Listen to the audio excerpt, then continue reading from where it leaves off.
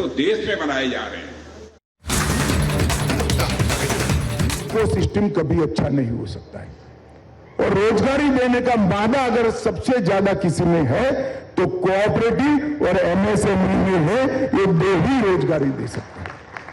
22 करोड़ का राज्य अगर रोजगारी के लिए चिंता करे मगर अपनी इंडस्ट्रियल पॉलिसी को बनाता है कभी सफलता नहीं मिल सकती। मैं इसीलिए कहता हूं कि एमएसएमई के लिए जो पॉलिसीज बनाई है और एमएसएमई के ऊपर जो योगी सरकार ने थ्रस्ट दिया है वो आने वाले दिनों में रोजगारी का निर्माण करेगा और रोजगारी के निर्माण से कुल मिलाकर पूरा इकोसिस्टम रिपेयर होगा, अच्छा होगा, खुशनुमा होगा और इससे बड़ी इंडस्ट्रीज को भी फायदा होगा। मित्रों, एमएसएमई इंडस्ट्री के लिए ढेर सारे राज्यों ने बहुत अच्छा किया है। मेरा मुख्य सचिव जी से निवेदन है कि बड़ी इंडस्ट्री और एमएसएमई इंडस्ट्री, एंसिलरीज इंडस्ट्री के इकोसिस्टम को स्ट्रेंथन करने के लिए अभी भी कुछ ज्यादा करने की जरूरत है। मैंने आपका पॉलिसी पढ़ा है, इसको और स्ट्रेंथन कर, बहुत अच्छा किया है मगर और स्ट्रेंथन हो सकता है और मजबूत और पुख्ता हो सकता है, उसको करना चाहिए क्योंकि बड़ी इंडस्ट्री की सफलता के लिए भी अच्छा एमएसएमई इंडस्ट्री की बहुत जरूरी। कोऑपरेटिव के क्षेत्र में भी उत्तर प्रदेश के पास ढेर सारी संभावना पड़ी। खाद्यान्न का सबसे बड़ा उत्पादक आज अगर कोई है तो उत्तर प्रदेश है। एग्रीकल्चर के लिए सबसे ज्यादा भूमि किसी एक राज्य के पास है तो उत्तर प्रदेश है और सबसे मेहनत कश इंसान अगर कहीं पर है, किसान कहीं पर है तो उत्तर प्रदेश में, और सबसे विपुल मात्रा में पानी अगर किसी एक राज्य के पास है तो उत्तर प्रदेश के पास है। ये सभी चीजों से एग्रो बेस्ड इंडस्ट्री, कोऑपरेटिव और डेयरी, पर्टिकुलरली कोऑपरेटिव डेयरीज, इसकी अपार संभावना उत्तर प्रदेश के अंदर पड़ी है। मोदी जी ने अभी अभी सहकारिता मंत्रालय बनाया। आजादी के 75 साल के बाद पहली बार सहकारिता मंत्रालय का गठन करने का काम किसी प्रधानमंत्री जी ने किया और मुझे भी इस पहला सहकार मंत्री बनने का सौभाग्य मोदी जी ने दिया है।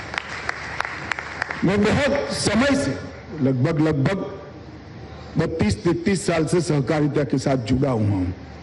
मित्रों, हमने पैक्स का कंप्यूटराइजेशन का फैसला किया, मल्टीपर्पज पैक्स बनाने के लिए इसके मॉडल बाइलॉज बना दिए। अब कॉमन सर्विस सेंटर सीएससी को पैक्स के लिए परमिट कर दिया। गैप ढूंढने के लिए नेशनल कोऑपरेटिव डेटाबेस बनाया। राष्ट्रीय सहकार नीति बन रही है। इसके साथ साथ क्रेडिट गारंटी फंड ट्रस्ट में सदस्यता ऋणदाता संस्थान भी बना दिया। जैम पोर्टल पर खरीदी की कोऑपरेटिव्स को छूट दे दी। नेट के अंदर 18% से घटाकर 15% किया। आयकर अधिनियम में भी ढेर सारी राहतें दी। कोऑपरेटिव चीनी मिल को इनकम टैक्स के अंदर रियायतें दी और 3 नई मल्टी स्टेट कोऑपरेटिव्स बनाई हैं। एक छोटे किसान को बीज के उत्पादन में जोड़ेगी, दूसरा ऑर्गेनिक प्रोडक्ट का मार्केटिंग और ऑर्गेनिक प्रोडक्ट बनाने वाले किसान को अपने खेत में मार्केट करने के लिए कुछ नहीं करना पड़े, इस प्रकार की पूरी व्यवस्था बनाएगी। और तीसरा एग्रीकल्चर प्रोडक्ट के निर्यात के लिए भी काम करेंगे। ढेर सारे चीजें हमने इसके साथ जोड़ी है। इसमें भी विपुल संभावना है। आने वाले 2 महीने के अंदर ही मेरा सिर्फ कोऑपरेटिव के एक्सटेंशन का देश भर का दौरा है। मैं उत्तर प्रदेश भी आऊंगा क्योंकि उत्तर प्रदेश सबसे कम कोऑपरेटिव रखने वाला प्रदेश है और सबसे ज्यादा संभावना रखने वाला प्रदेश है। तो विपुल मात्रा में कोऑपरेटिव की संभावना यहां पड़ी है।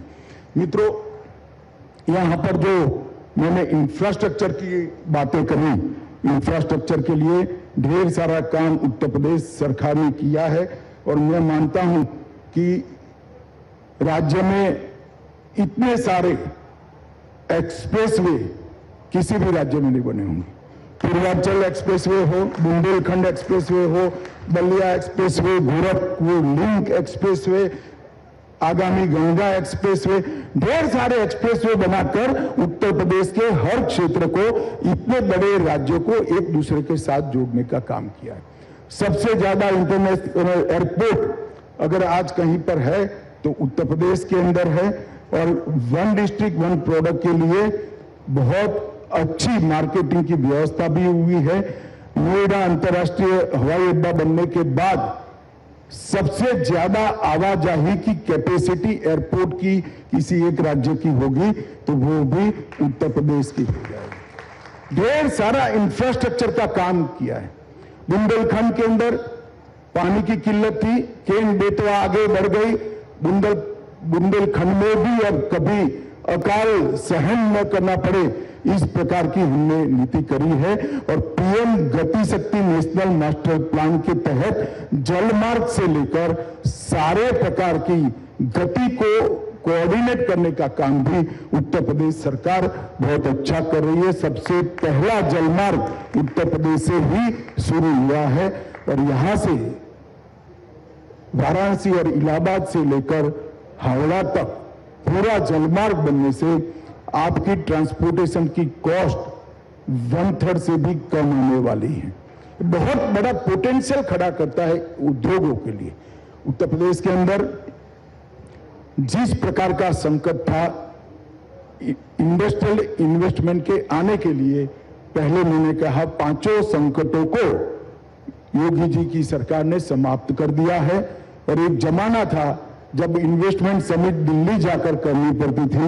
आज पूरे देश के सभी राज्यों के इंडस्ट्रियलिस्ट और दुनिया के भी इंडस्ट्रियलिस्ट लखनऊ आए हैं, बहुत अच्छा लगता है।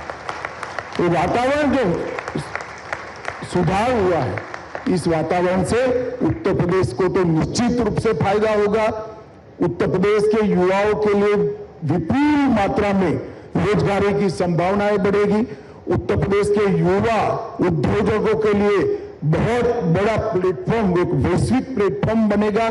इसके साथ साथ उत्तर प्रदेश के विकास के माध्यम से भारत के विकास को भी गति मिलेगी, और मोदी जी का $5 ट्रिलियन इकोनॉमी का जो स्वप्न है उसको हम बहुत अच्छे तरीके से पूरा कर पाएंगे।